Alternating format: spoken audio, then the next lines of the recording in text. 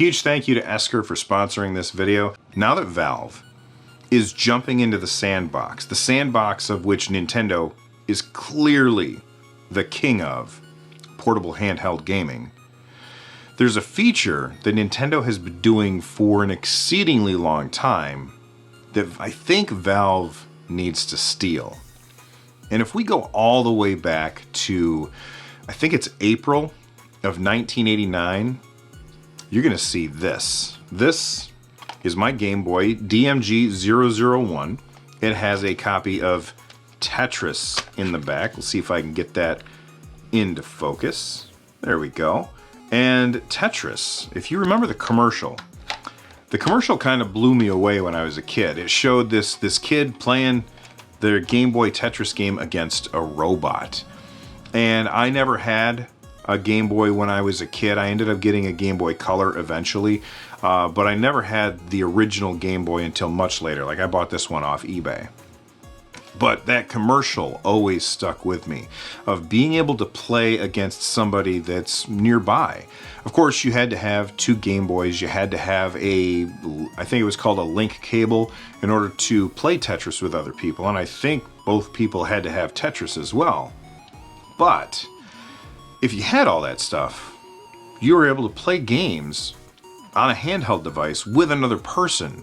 And that was really cool. And Nintendo kept pushing that feature forward over time, trading Pokemon back and forth, or jumping all the way, jumping ahead quite a bit to say the 3DS, where you were able to use ad hoc multiplayer to share a game like Mario Kart 7, I think, and you could share that game with nearby 3DSs, even if they didn't have the game. It was a really cool feature.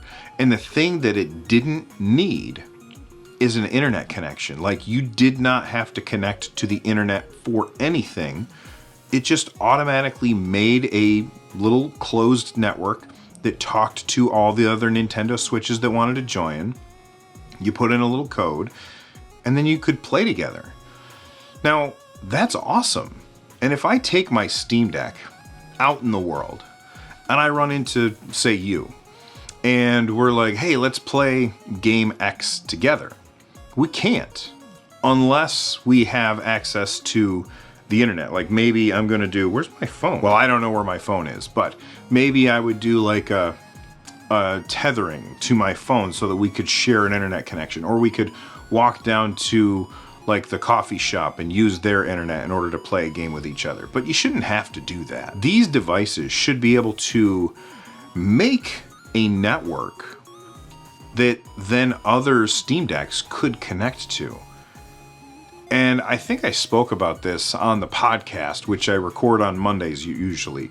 Link in the description down below. I think I talked about this on the podcast at one point, that I would really like to see ad hoc multiplayer networks from the Steam Deck where you don't have to have access to internet for anything. And then you could just play multiplayer games with other Steam Deck users, or heck, even other Steam users that happen to be nearby. This is not a feature that should be constrained to the Steam Deck, but it's a feature that I feel like could be used on all kinds of portable devices running SteamOS. And we know that Valve is making the push to get SteamOS to be a gaming-centric operating system that is used just as much as Windows. And I gotta be honest, they've nailed it. If you've got SteamOS installed on your laptop, and I've got it installed on my Steam Deck, and somebody else has it installed on like a Chromebook or something, we've all got the same operating system.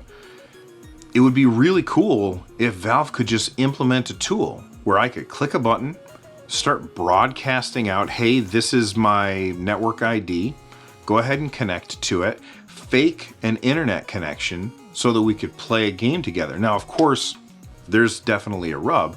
Not every game is going to support that. Obviously, you can't play a game like, say, I don't know, Apex Legends like that, because you have to have access to Apex servers. But for a game that allows you to, say, do LAN play, It would work perfectly. And because SteamOS is Linux, I'm sure that there's ways that you can do this, but I'm not talking about, hey Bill, here's the workaround where you can, click this and type in this command thing and do, I don't want to do all that stuff. I just want to hit the quick access menu and say, turn on ad hoc LAN or turn on virtual LAN and enter a code.